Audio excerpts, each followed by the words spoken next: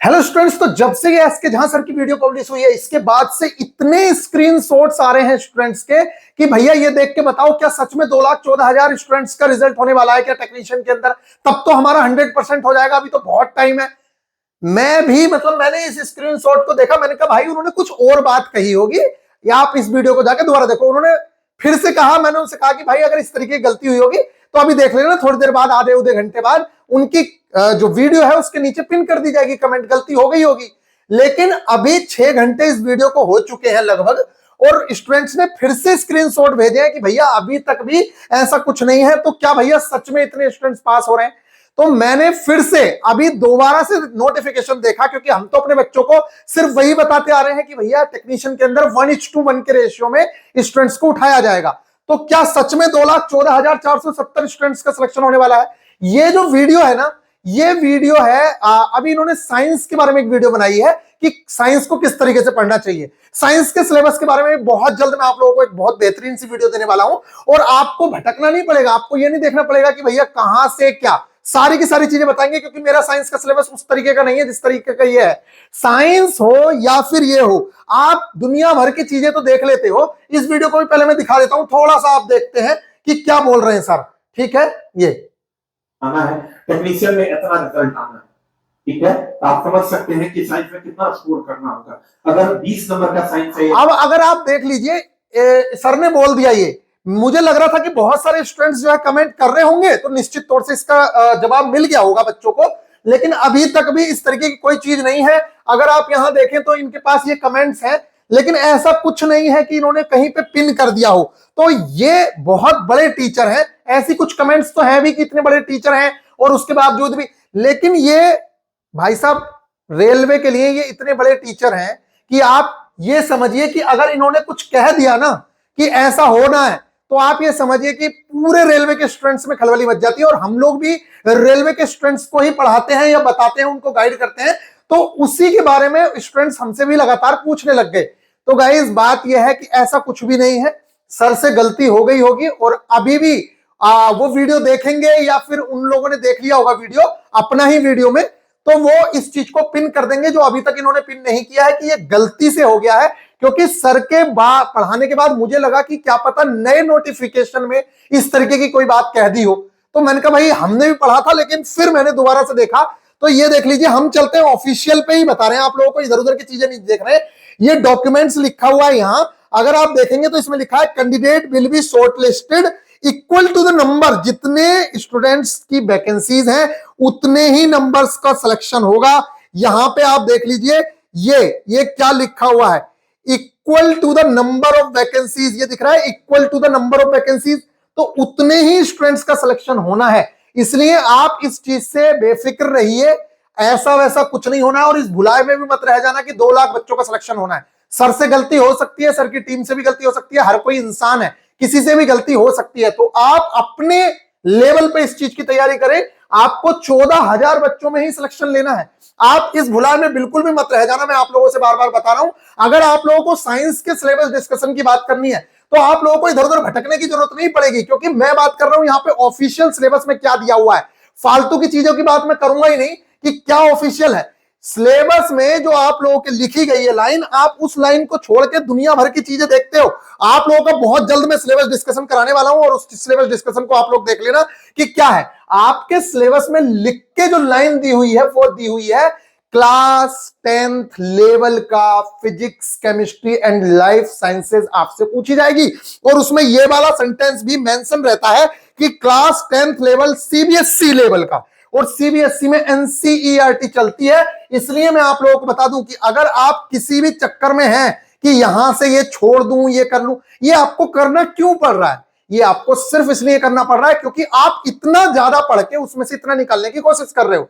Reality यह है कि आपको वही चीज पढ़नी चाहिए जो इतनी सी है, और वो जब रेलवे लिख के दे रहा है, आप दुनिया भर की चीजें पढ़ लेंगे, सब कुछ पढ़ लेंगे, लेकिन जो रेलवे ने लिख के दिया है उस चीज को आप लोग नहीं पढ़ना चाहते। और वही मैं आप लोगों से एक बार नहीं 1000 बार कहता हूं, सबसे पहले नंबर पे एनसीईआरटी पढ़िए, दूसरे नंबर पे एसके झां सर की बुक एकदम बेस्ट है। जो चीज एनसीईआरटी में, जो टॉपिक्स एनसीईआरटी में दिए हैं, उन टॉपिक को शॉर्ट में रिवीजन करने के लिए आप उनकी बुक को यूज करिए, उससे बेस्ट कुछ नहीं हो सकता। लेकिन अगर आप एनसीईआरटी छोड़ के दुनिया भर की चीजें पढ़ेंगे तो आप देख लेना एग्जाम में आप लोगों के साथ क्या होने वाला है। इसलिए मैं बार बार आप लोगों से बोलता हूं कि बिना एनसीईआरटी के इस टाइम पे अगर आप सोच रहे हैं कि भैया मैं एनसीईआरटी पढ़ूंगा ही नहीं, एक बच्चे का यह भी क्वेश्चन था कि भैया अगर एनसीईआरटी से क्वेश्चन नहीं आए तो आपके स्टूडेंट्स क्या करेंगे। अबे एनसीईआरटी से क्वेश्चन नहीं आएगा, अपने सिलेबस से तो क्वेश्चन देगा ना, वो जो रेलवे ने सिलेबस में लिख के दिया है वहां से तो क्वेश्चंस देगा वो। ऐसा थोड़ी है कि हम अपनी तरफ से कह रहे हैं कि लो भाई ये हमारी एनसीईआरटी इसको पढ़ लो, हम ये तो नहीं कह रहे हैं। हम कह रहे हैं जो रेलवे ने लाइन लिख के दी है सिलेबस में उस लाइन को तो पढ़ोगे। तो गाइस बेहतरीन तरीके से मैं आप लोगों को भी, सब अपना अपना बता रहे हैं लेकिन मैं आप लोगों को बताऊंगा मेरा जो साइंस का सिलेबस है, मेरा सिलेबस ये है। और इस सिलेबस में आप बहुत सारी चीजें छोड़ सकते हैं जो मैं बता रहा हूं, जैसे कि जीवों में विविधता, डाइवर्सिटी इन लिविंग ऑर्गेनिज्म, ये बहुत ही ज्यादा डिफिकल्ट चैप्टर है इसलिए आप इसको छोड़ सकते हैं।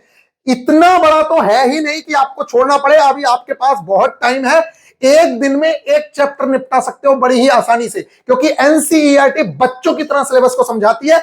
बेहतरीन तरीके से आप लोगों को सिलेबस कवर कराने के लिए किस तरीके से आपको क्या पढ़ना है ये मैं आप लोगों को एक वीडियो दूंगा, आप लोग जरूर से जरूर देखिएगा। मैं ये नहीं कह रहा हूं कि मैं उनसे बेस्ट बताऊंगा, मैं अपना बेस्ट दूंगा। बाकी सारे टीचर्स बहुत बेस्ट देते हैं, जो भी यहाँ पे ज्ञान दे रहा है ना कोई भी टीचर, बहुत बड़ी बात है कि आप लोगों को कम से कम फालतू की चीजों से तो बचा रहा है, आप लोग पढ़ तो पा रहे हैं। तो बेहतरीन तरीके से सिलेबस डिस्कशन करने के लिए मैं भी आप लोगों के पास हाजिर रहूंगा और मैं आप लोगों को दिखाऊंगा भी कि कहां से कितने कितने मार्क्स की चीजें आई हुई हैं।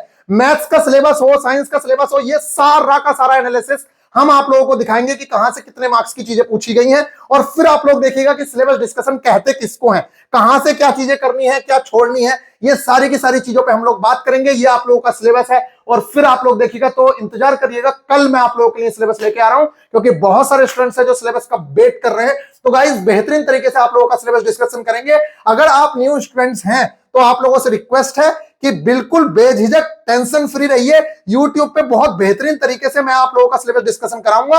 और ये देख लीजिए, ये एएलपी की स्टेजेस हैं और टेक्नीशियन में इस बार हाँ थोड़े से चेंजेस देखने को मिलेंगे, मैं आप लोगों को बता दूंगा। ये आप लोगों की चीजें हैं, इस रेशियो में चीजें आने वाली हैं और बायो को इग्नोर नहीं किया जा सकता है। दूसरा क्वेश्चन बच्चे ये कर रहे हैं, एक इसी वीडियो में एक चीज ये देखने को मिली थी कि सर ने ही आगे ये बात बोली है, ये देख लेते हैं।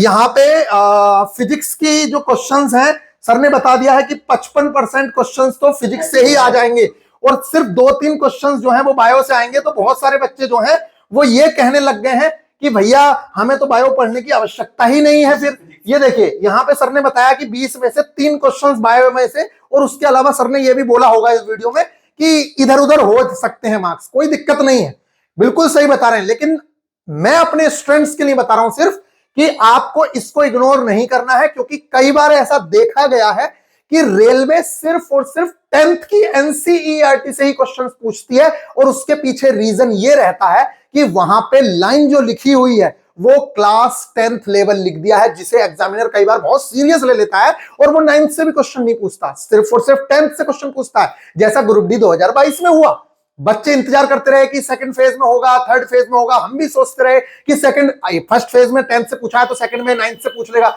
लेकिन नहीं पूछा उसने। तो अभी भी मैं आप लोगों से कह रहा हूं कि आप बायो को इग्नोर नहीं करेंगे, बायो के मोस्ट इंपोर्टेंट जो चैप्टर्स है उनको आपको करना ही है, ग्रुप डी में भी काम आएंगे। और टेक्नीशियन में जब 40 नंबर की साइंस आ रही है तो आपको लगता है कि इसे छोड़ के आपका काम हो जाएगा। निश्चित तौर से फिजिक्स के क्वेश्चंस ज्यादा आते हैं, लेकिन बायो को भी इग्नोर नहीं किया जा सकता है। वैसे आप लोग इंजीनियरिंग के छात्र हैं या फिर कोई भी है, हर किसी को डिफिकल्ट लगती है बायो, लेकिन आप एक बार एनसीईआरटी पढ़ के देखिए। साइंस में जब आप सेल पढ़ेंगे और टिश्यू पढ़ेंगे आपको बहुत बेहतरीन तरीके से समझ आएगा। और कुछ मैंने माइंड मैप भी आप लोगों को प्रोवाइड कराए हैं, उनसे आप पढ़ेंगे तो आपको बहुत आसानी से समझ आ जाएगा। और बायो का सिलेबस कोई इतना ज्यादा नहीं है जितना आप समझ रहे हैं, सिर्फ 7 चैप्टर्स हैं और उन 7 चैप्टर्स के अंदर जो मोस्ट इंपोर्टेंट चैप्टर्स हैं वो कुछ कम ही हैं, फालतू ज्यादा चैप्टर्स नहीं है। मैं आप लोगों को दिखा भी देता हूं कि कौन कौन से चैप्टर्स हैं। चलिए, वैसे तो कल आप वेट करिए, कल दिखाएंगे आप लोगों को बेहतरीन तरीके से क्या करना है क्या नहीं करना है। अभी तो बहुत ज्यादा सिलेबस है, इसमें मैं दिखाने लग जाऊंगा तो आप लोगों को। ये देखिए पूरी की पूरी स्लाइड बनी हुई है, ये कोई छोटी मोटी स्लाइड नहीं है, ये इसीलिए बनी हुई है कि बच्चे को एक एक चीज समझ आ जाए। देखिए ये चैप्टर्स हैं आप लोगों के, जो आप लोगों की चीजें, अब आप लोग क्या है दुनिया भर की चीजें बुक के अंदर पड़ी हुई हैं। आप लोग सोचते हैं कि मैं सब कुछ करके जाऊं, लेकिन एनसीईआरटी में सिर्फ वही चीजें हैं जो आपको करनी है। देखिए 3 चैप्टर्स ये हैं जिसमें आप सिर्फ 2 चैप्टर्स कर लीजिए, इसको छोड़ दीजिए, डिफिकल्ट होता है, आपसे नहीं हो रहा है तो। इसी तरीके से 3-4 चैप्टर्स आपको यहां पे देखने को मिलेंगे, लाइफ प्रोसेसेस, और ये जेनेटिक्स से एक आध क्वेश्चन आता है। अदरवाइज ये जो लाइफ प्रोसेसेस वाला चैप्टर है, नियंत्रण एवं समन्वय वाला चैप्टर है, ये वही है जो आप सिस्टम पढ़ते हैं अपने शरीर के अंदर, कि डाइजेस्टिव सिस्टम पढ़ रहा हूं मैं, ह्यूमन ब्रेन वाला नर्वस सिस्टम पढ़ रहा हूं, ये वही के वही सारी चीजें हैं। तो इस वाले चीजों को, और यहां पे तो आपको पता ही है ये सारा वही वाली चीजें हैं जो आप पढ़ते हो, रिप्रोडक्शन सिस्टम। तो ये इन 3 चैप्टरों में सिर्फ सिस्टम ही सिस्टम है, जिन्हें आप बहुत ही छोटी छोटी वीडियो की सहायता से इन्हें कवर कर सकते हैं। इसके बाद ये जेनेटिक्स है, तो जेनेटिक्स अगर आपका मन नहीं है तब भले ही छोड़ दें, नहीं तो बहुत इंटरेस्टिंग है।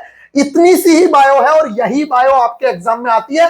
और जो आप ढूंढते रहते हैं ना चित्र वाले क्वेश्चन, कहां से आ गए कहां से आ गए, बेटा एक बार एनसीईआरटी खोल के देख लो, आपको पता चल जाएगा कि कहां से क्वेश्चंस आते हैं। ये सारे के सारे जितने क्वेश्चंस आप लोग ने देखे होंगे ना आज तक, ये सारे के सारे क्वेश्चन यहीं से आते हैं। ये है आपकी एनसीईआरटी। यो आज तक आप चित्र देखते हो ना, आपको लगता है कि ये कहां से पूछ लिया कहां से नहीं पूछा, ये सारे के सारे क्वेश्चन यहीं से आते हैं। यही एनसीईआरटी है, 9th में भी और 10th में भी देख लेना जाके, आप लोगों के जितने क्वेश्चंस आते हैं वो यहीं से देखने को मिलते हैं। ये एनसीईआरटी है आपकी। इसको अगर आपने इग्नोर किया तो ये आपको इग्नोर कर देगी बहुत अच्छे तरीके से। आप लोगों को लगता होगा कि कहां से क्वेश्चंस पूछता है, सब यहीं से पूछता है। ये देख लो, ये सारे के सारे क्वेश्चन यहीं से तो पूछता है, और कहां से पूछेगा, ये वही डायग्राम है जहां से क्वेश्चन पूछे गए हैं। देखो पहले भी ये देख लेना, यही ये वाला डायग्राम ग्रुप डी के अंदर यहीं से तो क्वेश्चन पूछा था। आप ढूंढ रहे हो कहां से कहां से, अरे सर ने भी अपनी बुक में अब डाला है, उससे पहले कहां से, जिसने एनसीईआरटी पढ़ी थी वही तो बच्चा कर सकता था ना क्वेश्चंस। तो एनसीईआरटी को जिसे आप इग्नोर करते हो वही सब कुछ है, और उसको आपको इग्नोर नहीं करना चाहिए, ये मैं कहता हूं। बाकी आपका मन है, जो मन करे वो करिएगा। फिलहाल सर की कोई गलती नहीं है, टीम से गलती हो सकती है, सर से भी गलती हो सकती है, टीचर पढ़ाता है देखता है, उसके पास उतना टाइम नहीं होता है, लेकिन आपके कहने से बहुत सारे बच्चों पे इंपैक्ट पड़ता है। इसलिए आपसे रिक्वेस्ट है कि आप पिन जरूर कर दीजिए कमेंट में कि ये गलती हो गई है। इतने बच्चे नहीं पास होंगे, पता चल रहा है आपके चक्कर में बहुत सारे बच्चे कम पढ़ना शुरू कर रहे हैं, या वो सोच रहे हैं चलो इतने बच्चों में तो आना ही है, चलो थोड़ा सा ढील डाल देते हैं। बेटा 14,000 बच्चों में ही सिलेक्ट होना है, इस बात का ध्यान रखिएगा। मिलेंगे नेक्स्ट वीडियो में, ख्याल रखिएगा, टेक केयर।